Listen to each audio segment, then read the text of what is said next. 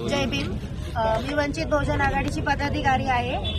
वंचित बहुजन आघाडीच्या महिला अध्यक्ष स्नेहल सोनी व सागर गवई यांना सुशील रहेजा बिल्डरच्या ऑफिस तोडीबद्दल अटक केलेली आहे। संध्याकाळी 6 वाजल्यानंतर कोणत्याही महिलेला अटक करता येत नाही, तरी पोलिसांनी जाणीवपूर्वक स्नेहलताई सोनी यांना अटक केलेली आहे।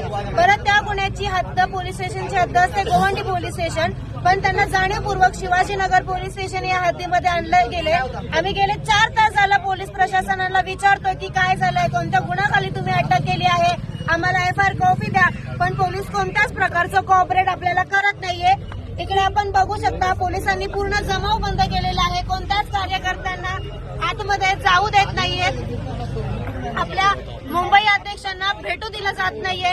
हे पोलीस प्रशासन कितपत योग्य करतंय? सुशील रहेजांनी पोलिसांना सांगितल्यामुळे, सुशील रहेजांच्या मॅनेज झाल्यामुळे हे पोलीस आपल्या कार्यकर्त्यांवरती आणि मुंबई प्रदेशाध्यक्षांवरती अन्याय करतायत। जय भीम।